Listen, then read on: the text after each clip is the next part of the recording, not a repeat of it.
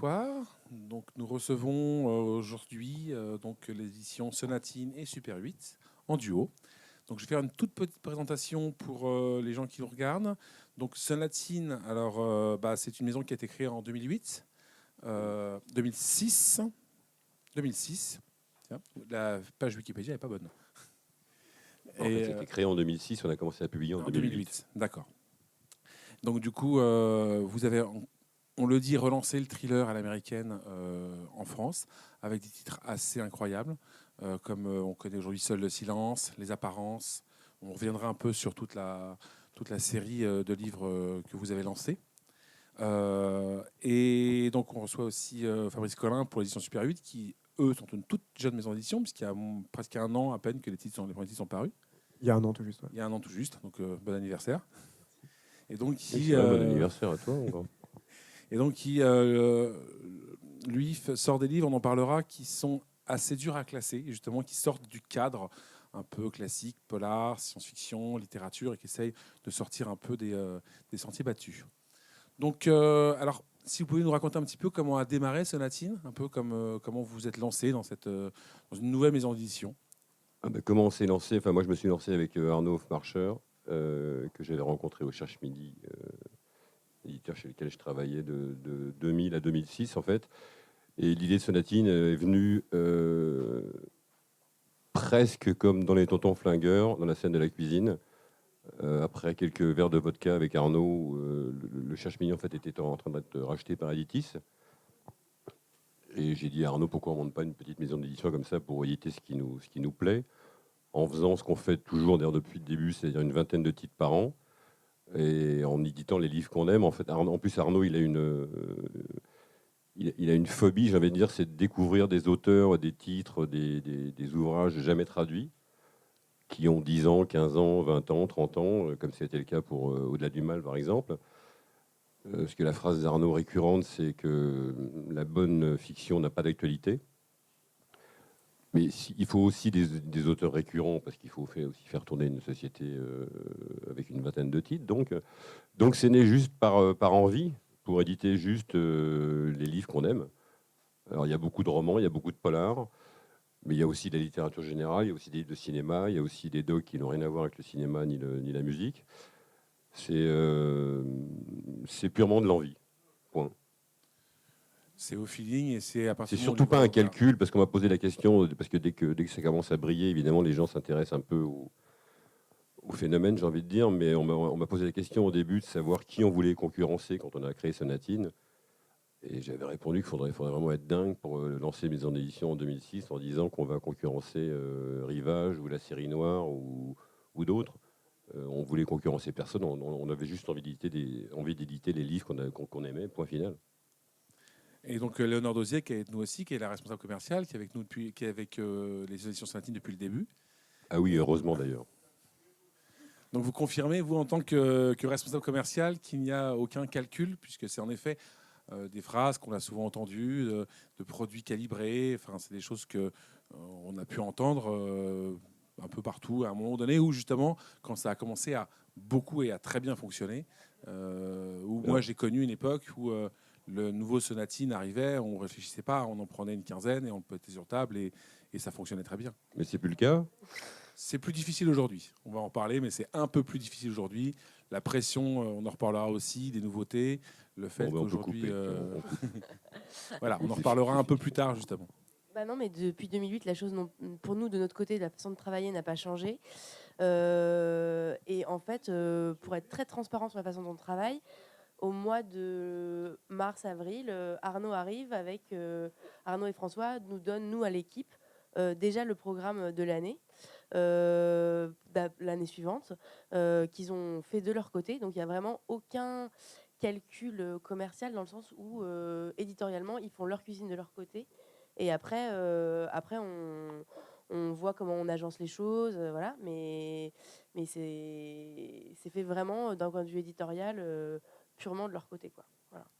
Je veux dire, même notre plus gros succès en grand format, qui est le livre de Hugh Glory, qui est un livre, on a acheté les droits en 2008, je pense.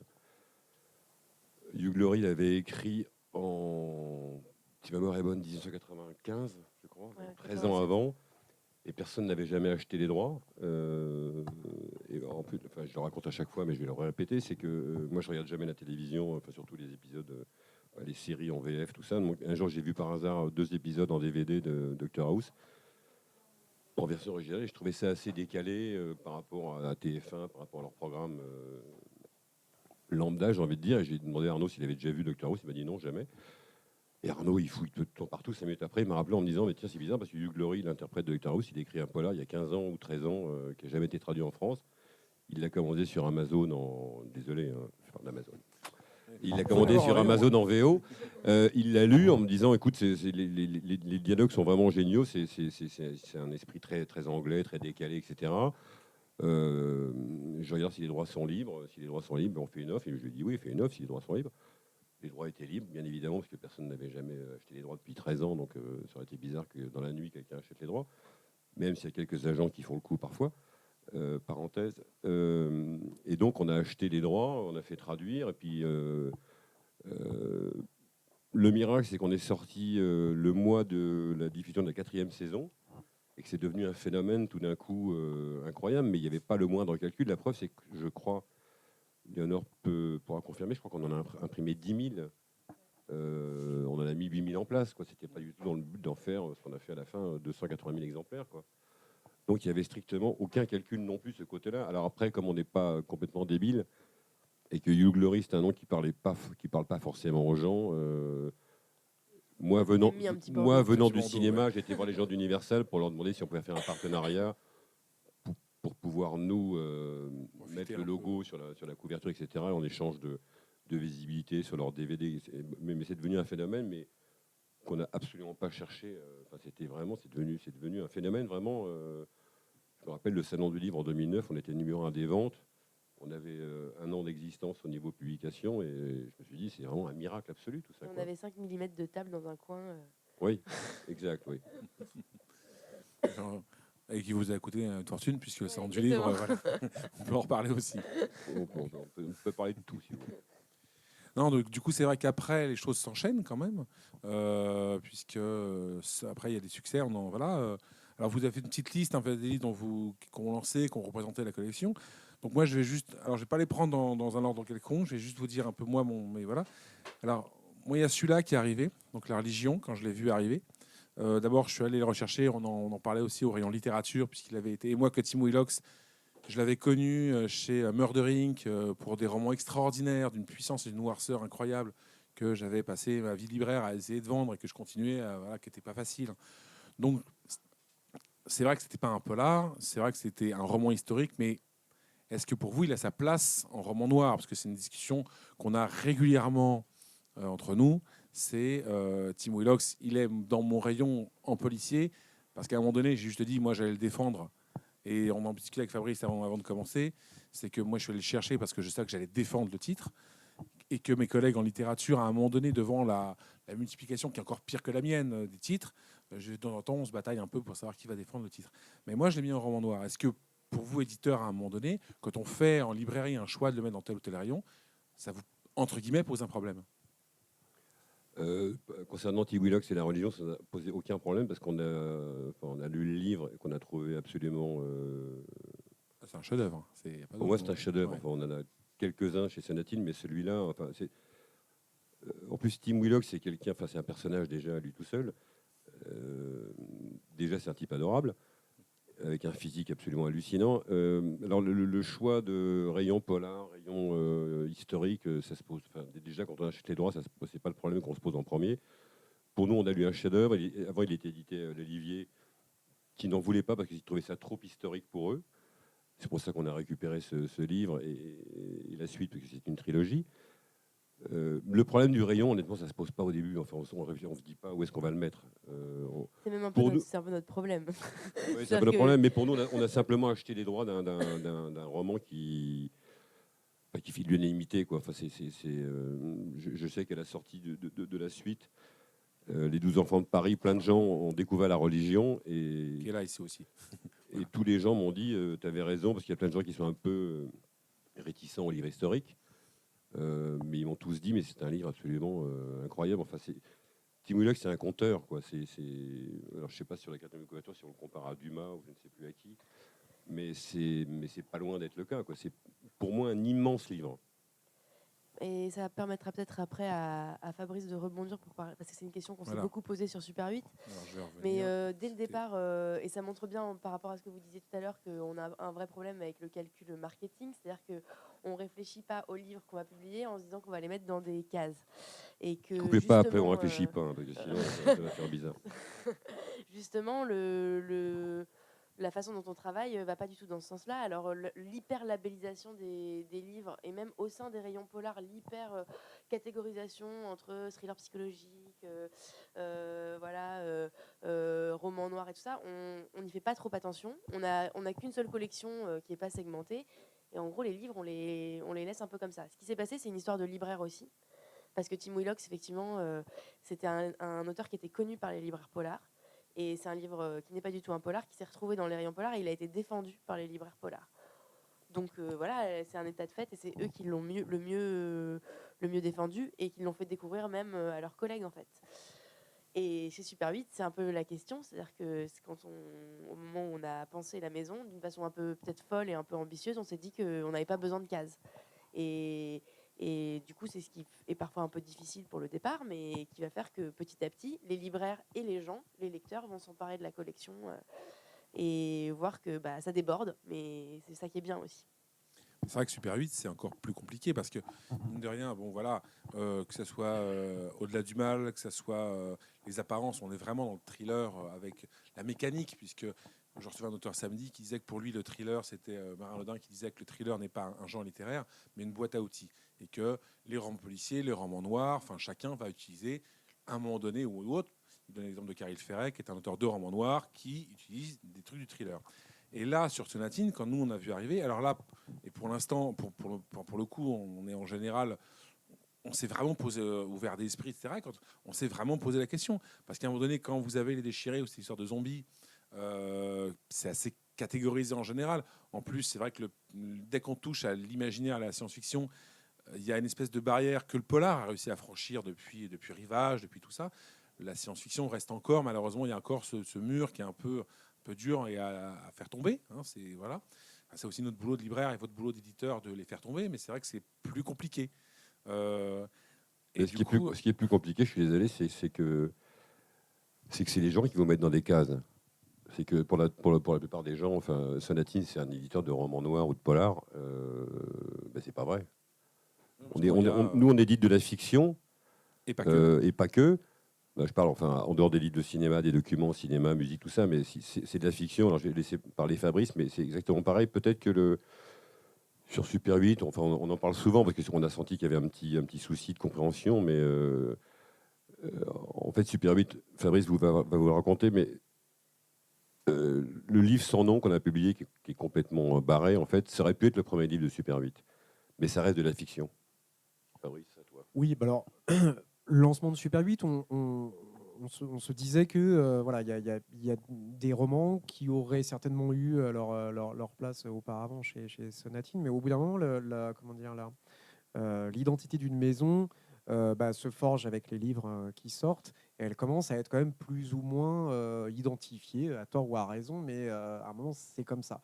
Et c'est sûr que si on commence à balancer chez Sonatine des romans avec du voyage dans le temps ou des zombies ou des choses comme ça, au bout d'un moment, ça risque aussi de brouiller l'image. Mais je pense qu'au départ, c'était une discussion qu'on avait avec Arnaud Hofmarcher, qui lui lisait des romans qui lui plaisaient beaucoup. Il disait ça quand même pour Sonatine, ça va être limite parce que par rapport à ce que les gens sont entre guillemets en droit d'attendre au bout d'un moment de cette collection, on commence ils vont plus retrouver leur pitance ou ils risquent d'être perdus. Or, les livres sont très très bien. Est-ce qu'on va s'interdire de publier un livre parce que les gens vont être perdus? C'est un petit peu bête. Donc c'est comme ça un peu que ça a commencé. Et l'Obsession est un roman qui a été lu par Arnaud il y a pas mal de temps. Et en lisant ce roman, aux 2 tiers du roman, alors que ça commençait vraiment comme un thriller, tout d'un coup il se passe autre chose. On ne va pas parler ici, mais qui pose problème par rapport à l'identité du pur thriller. Et on s'est dit, non, c'est pas que ça, c'est autre chose.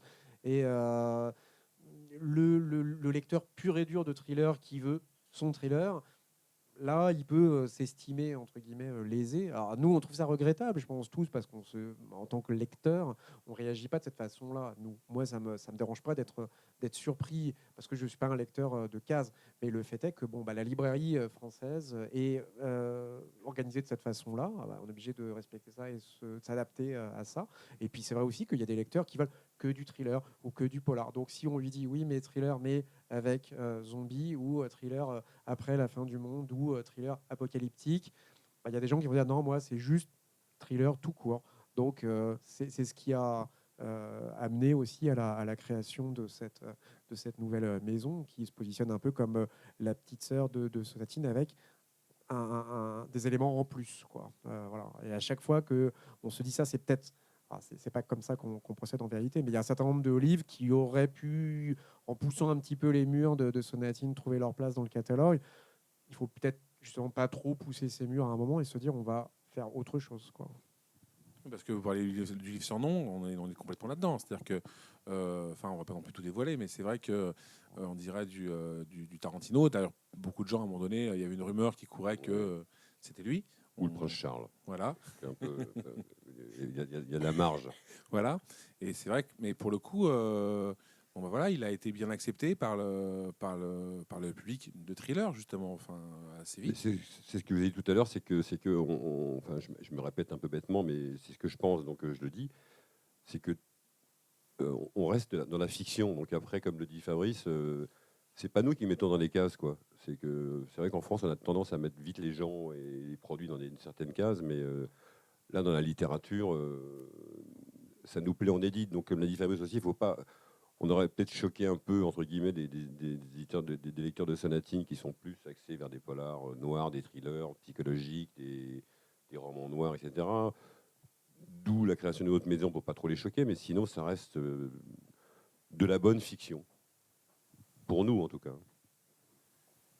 Et alors du coup, comment après, là c'était l'autre question que je me posais, quand on a connu justement un démarrage fulgurant, parce que ça a quand même été assez impressionnant dès le début, une fois que, on va dire, les choses sont installées, etc., comment est-ce qu'on arrive justement à pas rentrer dans la surproduction, parce que c'est quelque chose qu'on connaît aussi dans le milieu d'édition, des éditeurs, moi j'en ai connu, qui ont des grands succès et qui justement commencent à éditer beaucoup de livres, et que Fabrice aussi en connaît, et qui à un moment donné se retrouve un peu, voilà, c'est un peu coincé.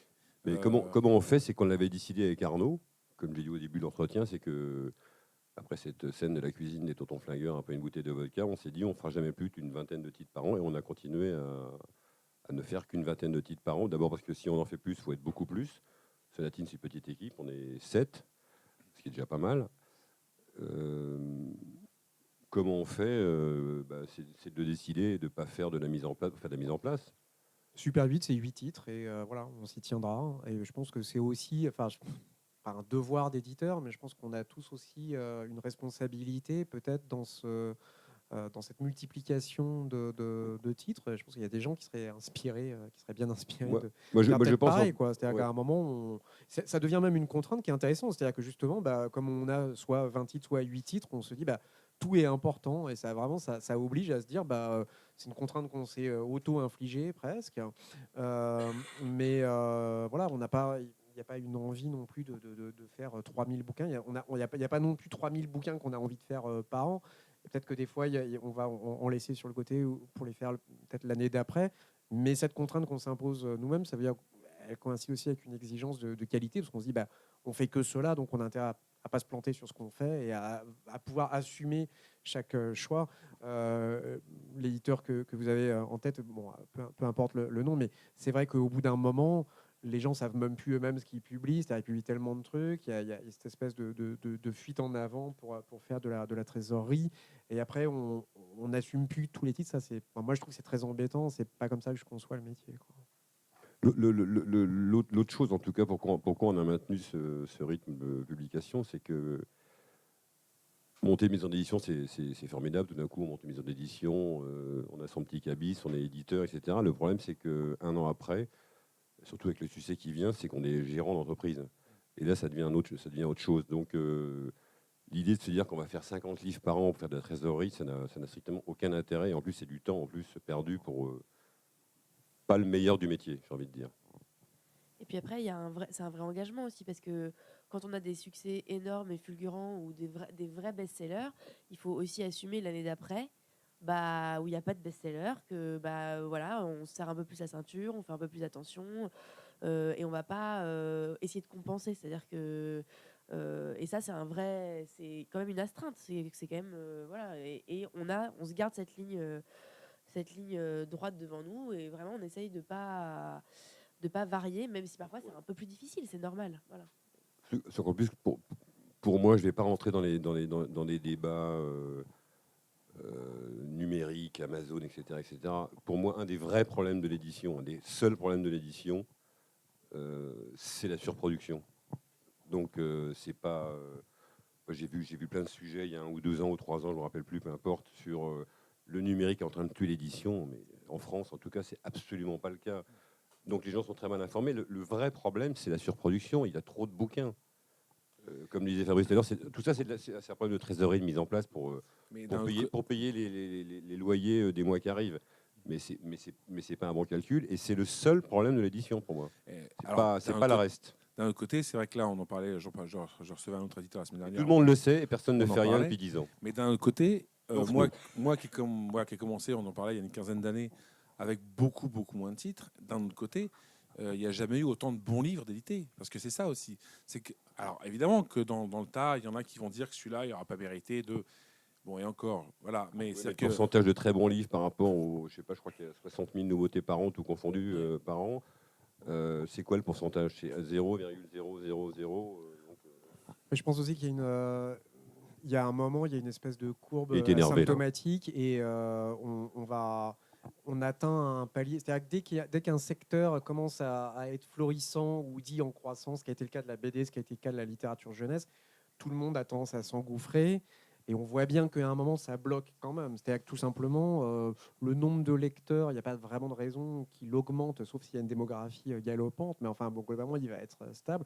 Et les gens n'ont pas plus de temps pour lire des livres, plutôt moins. Donc, à un moment, vraiment, cette stratégie a plus de sens, quoi. Alors, on n'est pas dans la décroissance, mais on est dans cette continuité, parce que le nombre de lecteurs n'augmente pas. Et comme dit François, si c'est juste pour faire de la trésorerie, pour payer les impôts d'avant ou tout ça, c'est une fuite en avant qui peut que mal se terminer, quoi. L'autre débat, par exemple, sur les abonnements illimités numériques, où quelqu'un pourrait télécharger 100 livres par mois gratuitement, je veux dire, qui a le temps de lire 100 livres par mois? Honnêtement, donc c'est pas le débat tout ça du tout pour moi. Non, c'est vrai qu'il y a une crise de la librairie, on en parlait à cause de différents problèmes. Mais c'est vous qu'il faut soutenir, c'est les libraires qu'il faut soutenir. Mais c'est vrai que nous, il y a pas de... c'est vrai, aujourd'hui, je pense que, on parlait des séries télé tout à l'heure, je pense que les séries télé ont fait beaucoup plus de mal à la lecture que les livres numériques le fera jamais. Enfin, voilà, je préfère que les gens lisent et regardent des bonnes séries télé que regarder des émissions de télé-réalité qui peuvent finir mal. Bon. À la con. Voilà, c'est dit. Sauf quand les séries télé, sauf quand les télé-réalités se passent avec quelques extraterrestres et même. Parce que c'est un livre, donc un des derniers livres de Sonatine que j'ai lu qui s'appelait Prime Time et qui imagine la Terre en télé-réalité. Oui. Voilà, qui est très très bien. Donc on va revenir un peu sur le livre que vous avez choisi. Alors il y en a un qui a aussi transformé l'essai et qu'on a vu arriver nous. Enfin. Alors moi, je l'avais lu en vacances avant le succès. J'aime bien dire ça parce que des fois, ça... non, je suis désolé. Hein, c'est que quand nous aussi, on l'avait lu avant le succès. et je me rappelle j'ai réveillé 2 fois ma femme cette semaine de vacances. Une fois parce que c'est un livre très dur que j'avais lu on parlait de Caril Ferret, et je l'ai revu une deuxième fois vers 2h du matin, pareil, à cause d'un switch, du switch de ce bouquin. Bon, alors maintenant, je pense sympa, que votre femme, beaucoup... vous la reviez tout le temps comme ça. Oui, en vacances, uniquement. Et du coup, celui-là, le film a relancé, moi, bêtement, quand le livre est arrivé, et quand le film est arrivé, vu la quantité astronomique que j'avais déjà vendue depuis des mois, je m'étais dit, voilà. Et là, tout d'un coup, on se rend compte qu'il y a plein de gens qui n'ont pas lu le livre, on se rend compte que, en fait, on n'est pas 10 000, mais 60 millions de lecteurs potentiels. Et donc, le livre réexplose en tête des ventes. On me redemande le grand format qui avait un peu disparu de rayonnage suite aux sorties du poche. Et donc, du coup, c'est pareil, c'est Gillian Flynn, qui avait déjà été édité chez un autre éditeur avant. Absolument, chez Kaman Levy, chez Kaman Levy. sur ma peau pour son premier roman. Voilà, en librairie, je vous le dis franchement, enfin en tout cas chez moi, il était un peu passé comme ça parmi les titres parce qu'il y a aussi un côté frustrant, c'est que aujourd'hui avec tout ce qui sort, même nous on rate des bons livres. Donc du coup c'est vrai qu'alors des fois on demande à nos clients, on demande à nos choses comme ça d'avoir des retours. Mais même nous on rate au bout d'un moment, on découvre des livres parfois 3 mois, 6 mois, 1 an après leur sortie. Et alors donc du coup c'est pareil, ce livre.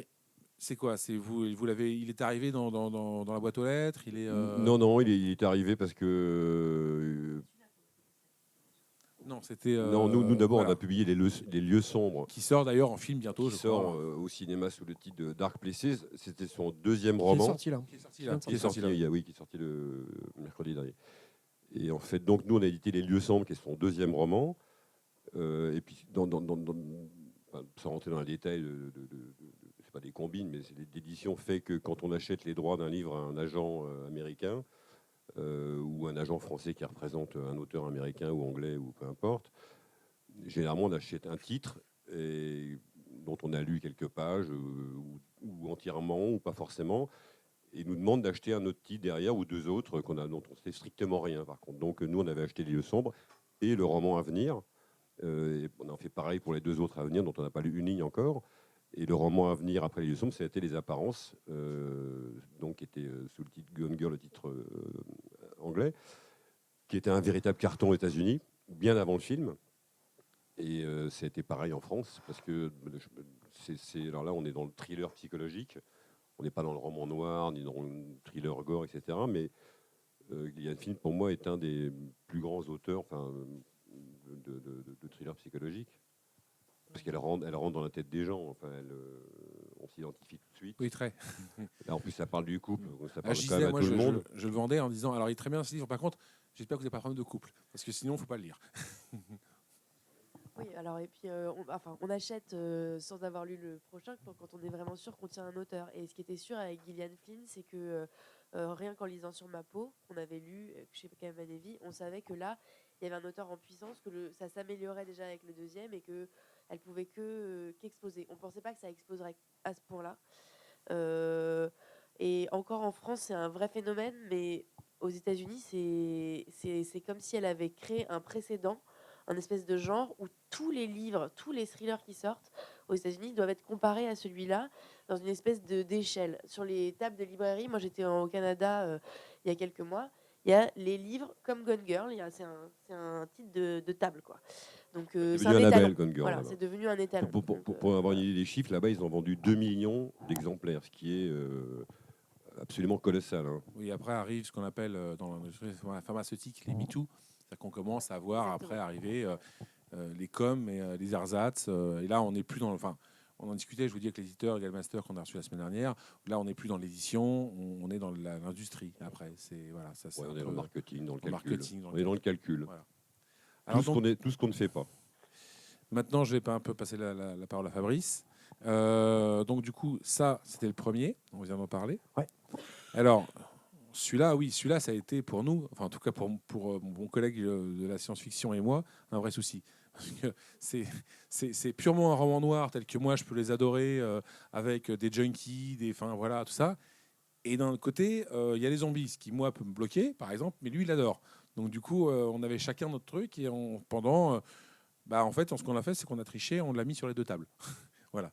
C'est bien de tricher. Ouais. On encourage à tricher. Oui, nous,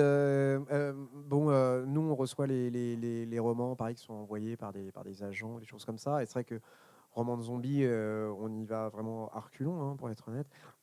Et pour moi, il était vraiment différent de tout ce que j'avais pu lire dans ce domaine-là. Parce qu'en fait, les zombies, est un petit peu finalement comme dans la série Walking Dead, sont un prétexte en fait. C'est simplement une sorte de pression qui est mise sur les personnages, une pression rapide, constante, puisque ce sont des zombies qui sont quand même en forme.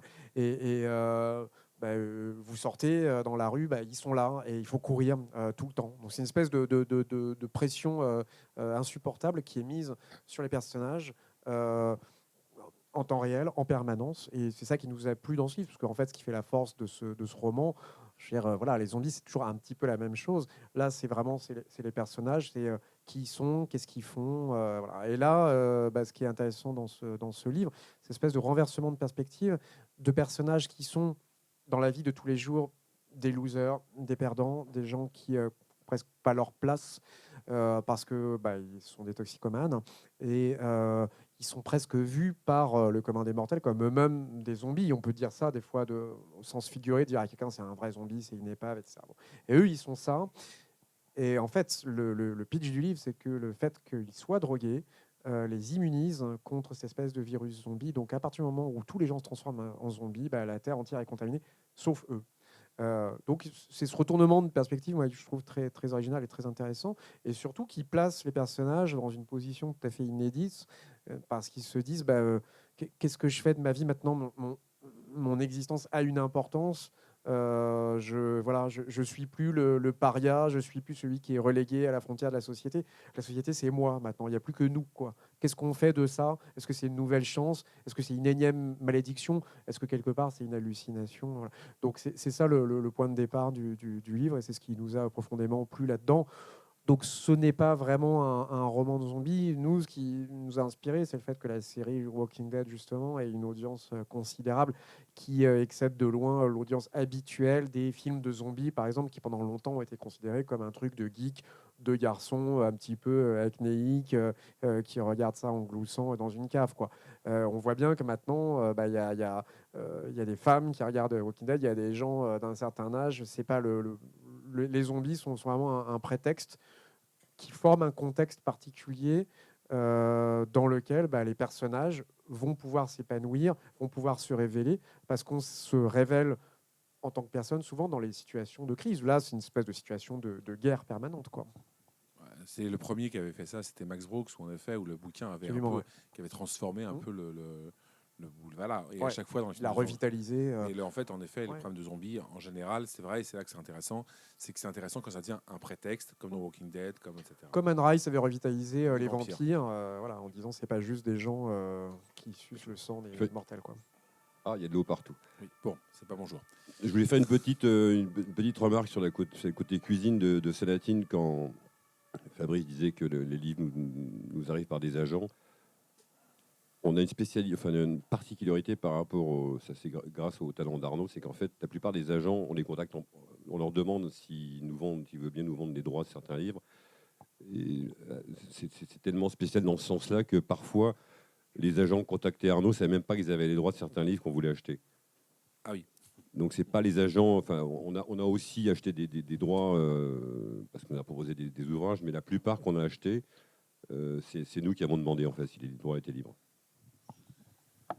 Moi, je voulais juste revenir sur Déchiré. Si on pousse le raisonnement hyper loin, on peut même sortir du polar, de la SF, et juste dire que c'est une histoire d'amour déchirante, et que du coup on pourrait le mettre en littérature pure, en romance, je ne sais pas. Enfin voilà, donc à partir de ce moment-là, il n'y a plus de cases qui existent. Ce genre de roman, il fait tout voler en éclats de toute façon. Le truc, c'est que cette question du problème du placement d'un livre, j'allais dire un peu égoïstement, et pas notre problème, en tout cas pas au moment où on choisit le livre, parce que c'est-à-dire on choisit le livre et on se dit, moi je me souviens très bien de ce bouquin, c'est Arnaud attire mon attention là-dessus, je lis le livre et je rappelle dans la fouée en disant lis-le le plus vite possible, tu vois, en 3 heures tu vas le lire, c'est super prenant, ça se lit d'une traite, c'est super bien, c'est très efficace, et voilà. Et nous, notre ligne éditoriale là, c'est efficace. Donc après, oui, il y a une réalité qui est la réalité des cases. On en revient toujours à ça. Et en plus, du coup, avec comme finalement la classification en librairie fait que c'est un empêchement pour beaucoup, on a un réservoir de titres géniaux comme ça qui est immense, parce qu'aux États-Unis, en littérature anglo-saxonne, les cases elles marchent un petit peu moins comme ça, et du coup, il y a toute une production qui ne trouve pas d'écho en France. C'est un français. Voilà. Bon, comme on va devoir sauter quelques-uns, mais voilà. On va juste parler un peu des... alors, juste avant, comme on parlait du fait que Sonatine ne faisait pas que des romans, vous avez choisi aussi les entretiens d'Al Pacino. Oui, alors je vais parler d'Al Pacino, mais je vois qu'il y a Seul le silence sur la table, en fait, parce que... ça faisait un parti aussi de la liste. Non, mais Seul le silence, en fait, c'est un titre qui est sorti en 2008, donc la première année d'existence de Sonatine.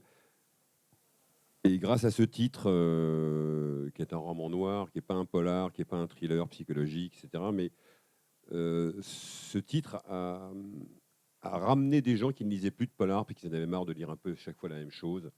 Et ça nous faisait très plaisir à l'époque, parce qu'en plus, il a très bien marché, surtout en poche, où c'est un véritable carton. Mais plein de gens me disaient, tiens, j'avais arrêté de lire des polars parce que j'avais un peu marre des histoires où il y a un rebondissement à chaque fin de chapitre. On ne sait pas, c'est pas lui, c'est le cousin, c'est la belle-sœur, Avec les etc. alcooliques, etc. Alors que là, c'est un récit assez intimiste. Et ça a été vraiment la première patte Sonatine, j'ai envie de dire.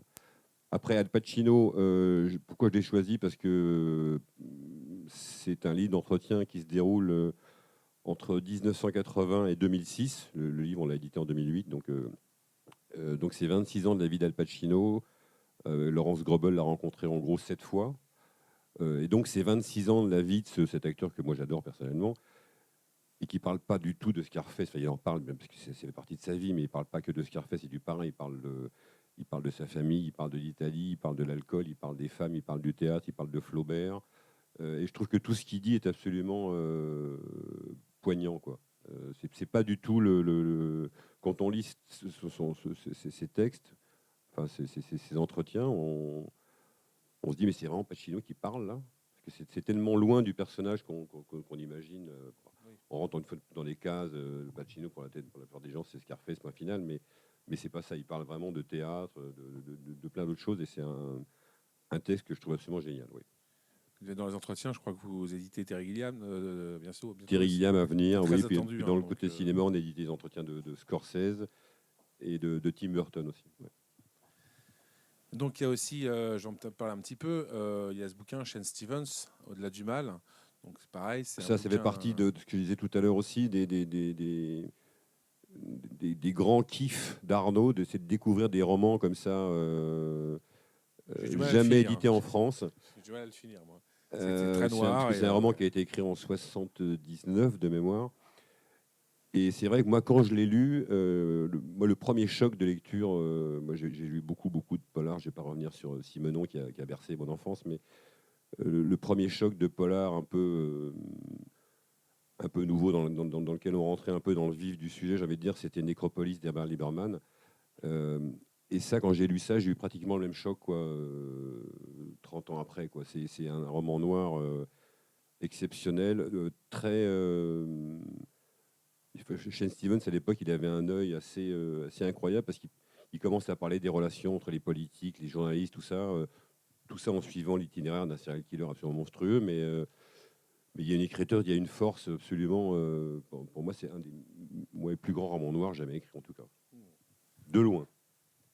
Oui, donc c'est vrai que c'est noir. Je préviens toujours. Ah oui, c'est voilà, très je préviens noir. toujours Oui, que non, c'est pas. je ne Non, conseille c'est pas forcément à tout public, on va dire ça gentiment. Non, c'est pas Blanche-Neige. Il y en a certains, si je le conseille, je la vois plus. Hein. Ouais, non, mais c'est bien. Oui. Donc pour revenir sur Super 8, donc l'innocence. Bah, c'est assez représentatif de l'ADN de la maison, c'est-à-dire nous on réagit quand même pas mal, enfin on réagit à au moins deux choses.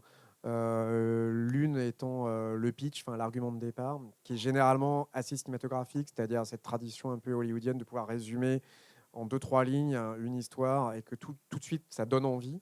Je précise d'ailleurs juste une seconde, excuse-moi, c'est que la plupart des titres de Super 8 qu'on a édités en 2014 ont pratiquement tous été achetés par le cinéma pour des grosses productions.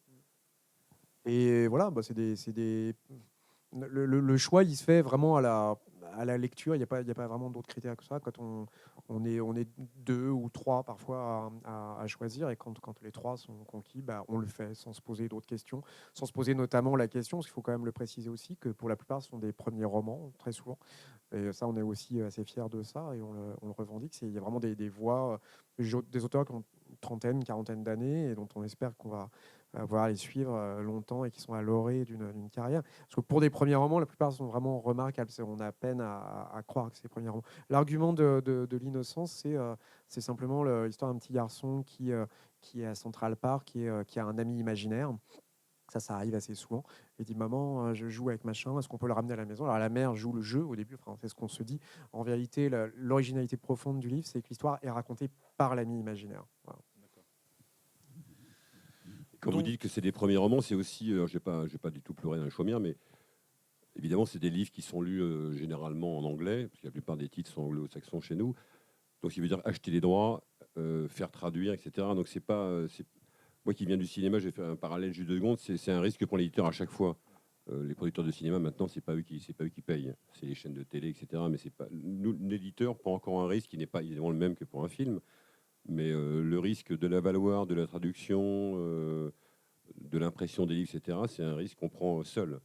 Non, mais ça, je passe. Enfin, on a beaucoup parlé, parle beaucoup avec les clients qui continuent à me dire, on en parle encore la semaine dernière, encore que le livre grand format est trop cher, etc.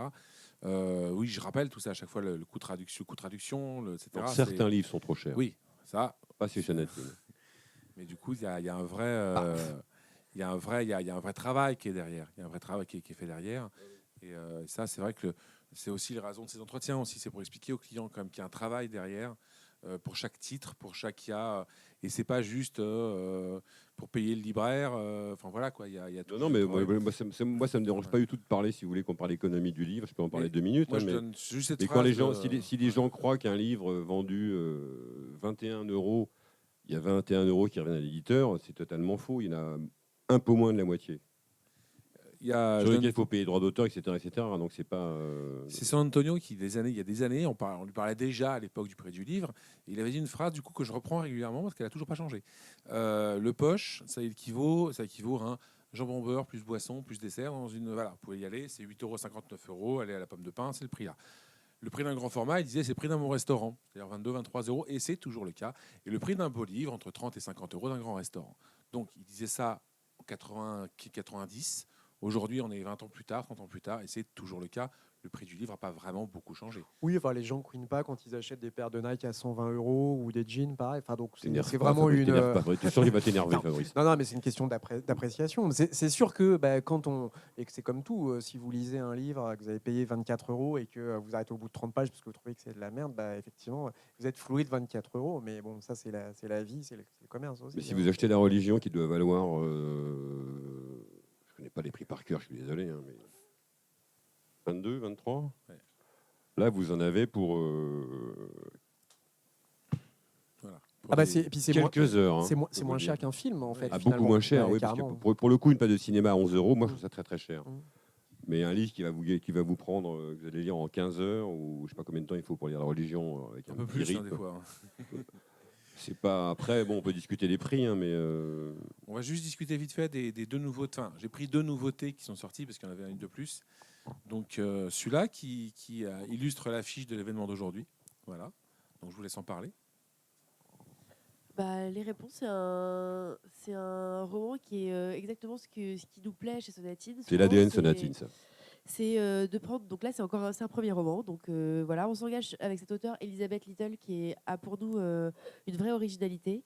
De ces jeunes auteurs américains qui prennent le véhicule du polar et qui auraient pu faire autre chose parce qu'en fait, c'est un univers qu'elle dévoile et un personnage très fort qui est une jeune fille qui a vécu dans les ors de Hollywood toute sa jeunesse, dont le destin a été brisé parce qu'elle a passé 10 ans en prison et qui sort du jour au lendemain sans savoir vraiment qui elle est, où elle va, et qui a besoin de trouver des réponses à sa vie et qui va aller les chercher au fin fond du Midwest américain. Donc, en fait, je précise qu'elle est accusée d'avoir tué sa mère, mais qu'elle se souvient absolument de rien parce que le soir du meurtre, elle était ivre-morte. Voilà. Donc en fait, ce qui est génial dans ce livre, c'est qu'à la fois c'est un thriller qui vous tient en haleine avec une espèce de fuite en avant du personnage, et puis en même temps il y a un choc des cultures terrible entre cette jeune fille et les rednecks américains du fin fond des États-Unis. Et du coup, ça fait des étincelles, c'est drôle, c'est malin, c'est très intelligent. Et ça, c'est un vrai livre de divertissement, mais vraiment très bon. Et du coup, Elizabeth Little, c'est un auteur ça nous a donné vraiment envie de la suivre. Voilà. On espère que ce sera notre nouvelle Gillian Flynn. D'accord. Voilà. Donc ça, moi, j'ai commencé il n'y a pas longtemps, donc j'en suis encore qu'au premier tiers. Ouais. Mais enfin bon, en effet, le pitch est bien. Enfin, ouais. Voilà. Quand je vois Soprano, Trainspotting, je mets de côté. Mais pour le coup, oui, c'est là, on est vraiment dans ce que les Anglais, enfin voilà, Ils savent très bien faire. Voilà, c'est ça. C'est-à-dire que On est même à une époque, moi je m'étais posé la question dans le rayon de séparer la littérature américaine d'anglaise, parce qu'il y a quand même Ouais. une patte de la littérature anglaise. Et encore, alors dans la littérature anglaise, il y a Oui, deux encore, choses. voilà. C'est-à-dire que nous, on a chez Sonatine déjà fait pas mal d'auteurs anglais. Il y en a avec lesquels on a obtenu un vrai succès et dont on est très fiers. C'est Robert Godard, qui est un auteur qui avait été publié chez Belfond dans les années 90, qui était passé à côté des radars. Et nous, en fait, on a décidé de reprendre cet auteur qui a un fond important, qui est un très très bon styliste, qui fait des livres super. Mais là, c'est très anglais, c'est des sagas familiales, des histoires de cadavres dans le placard, voilà, dans un côté très tasse de thé, quoi. Voilà, mais hyper bien fait. Et après, il y a le whisky. Voilà. Là, on n'est pas du tout dans ça. On est dans les bas-fonds de Londres des années 90, les petites frappes, voilà, les Macs et les petits deals voilà, de fond de cours. Et c'est en gros l'histoire d'un poisson qui est dans son sillage et puis qui va devoir gérer avec des beaucoup plus gros poissons autour de lui. Et c'est un livre qui est pop. Hyper précis en même temps sur ce milieu-là et vraiment très très à la fois de très bonne qualité et très amusant à lire. Oui, il y a un humour anglais très présent quand même. Et donc le dernier, donc, que j'ai reçu ce matin, donc là je suis désolé, hein, il n'est pas encore en vente, hein, donc Ouais. on le laisse Non, sur il le sort 7 en mai. mai, celui-là, 7 Voilà. mai, oui. Donc voilà, je l'ai reçu, donc j'ai pas eu le temps de lire, je l'ai reçu ce matin. Mais je crois que vous y tenez beaucoup à celui-là, parce que quand on Mais avait c'est pas qu'on parlé y un tient peu, beaucoup, c'est que c'est devenu. Enfin, nous, on a acheté On a les une droits. pression On monstrueuse, a en fait. acheté les droits il y a un an. Et pour les gens qui nous regardent, il y a une des plus importantes foires du livre, se passe à Francfort. Et c'est cette année, tous les gens nous enviaient d'avoir acheté les droits parce que c'est devenu un phénomène. C'est un livre qui est numéro 1 des ventes aux États-Unis, en Angleterre, au Canada. nous on en a déjà vendu en VO, puisqu'on l'a reçu en Ouais. VO au rayon, et on nous l'a déjà demandé, Alors, commence déjà à me demander. les droits ont été achetés par Spielberg, ce qui veut pas dire grand-chose, parce que est-ce qu'il fera le film un jour, j'en sais rien. Mais en tout cas, aux États-Unis, ils sont déjà 1,5 million d'exemplaires vendus en 3 semaines. C'est Il est devenu sorti le 15 janvier, le livre. c'est vraiment un livre phénomène absolu. Et pourquoi? Parce que c'est un roman qui est aussi dans l'ADN sonatine, qui pourrait être un roman de littérature en fait générale, mais qui tourne au thriller psychologique parce que l'auteur a voulu l'amener par là. Mais et le pitch est très simple, c'est une femme qui va pas très bien dans son couple, qui picole un peu. C'est un roman anglais, je précise, et qui tous les jours prend le train à la même heure pour aller à son bureau, et tous les jours prend le train pour revenir chez elle. Et le train s'arrête à chaque fois devant une maison dans laquelle vit un couple qu'elle idéalise. Pour elle, c'est le couple formidable, etc. Et puis un jour, elle s'aperçoit que le type qui est dans la maison n'est pas le même que d'habitude. Donc elle commence à se poser des questions. Et 2 jours après, en fait, la femme qui habite dans cette maison disparaît. Donc tout s'effondre dans son univers parce que cette femme, elle lui avait donné un prénom. Il s'avère que évidemment, c'est pas le prénom de la femme dans la vie, etc. Et donc elle commence, tout ça va l'emmener dans un parcours un peu de thriller, quoi, mais extrêmement bien fait. C'est un roman très Mais Hitchcockien. là, on a une pression, en fait. c'est vrai qu'on a une pression énorme parce que c'est un livre que les gens attendent.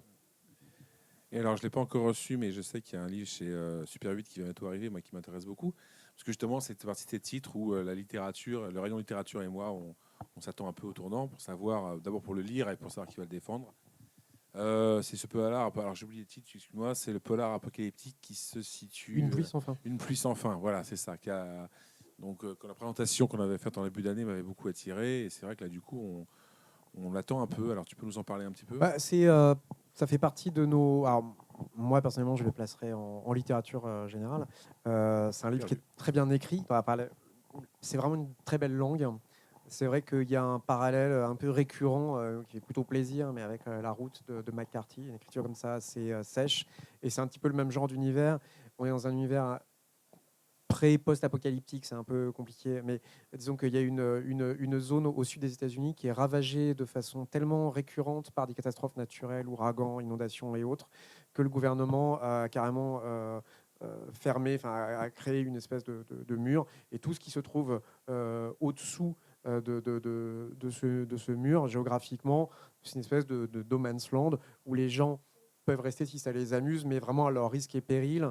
Il n'y a plus de loi, quoi. Et dans ce contexte-là, on a un personnage qui s'appelle Cohen, qui a perdu sa femme, qui était enceinte, et qui est totalement désespéré. Il reste à cet endroit-là, il ne veut pas bouger, et pourtant il va être obligé de le faire. Il va croiser la route d'un prédicateur un petit peu allumé qui ressemble à une sorte de gourou de secte, et il va être obligé de secouer un peu les voiles de sa torpeur et de son désespoir pour se confronter de nouveau au monde.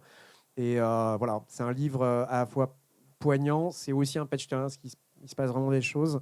Et encore une fois, il y a une écriture qui est très puissante. C'est encore une fois un premier roman.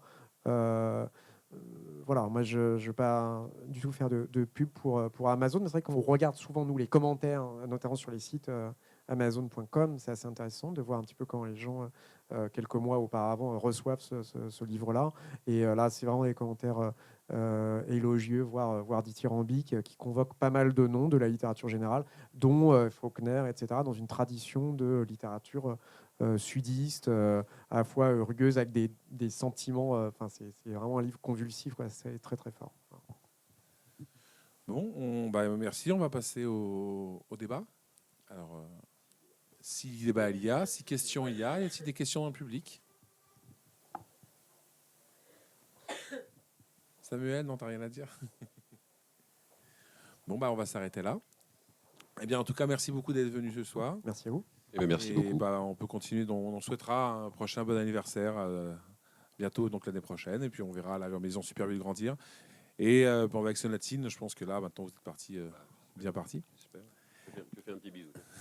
Merci beaucoup, en tout cas. Toi aussi. Merci beaucoup.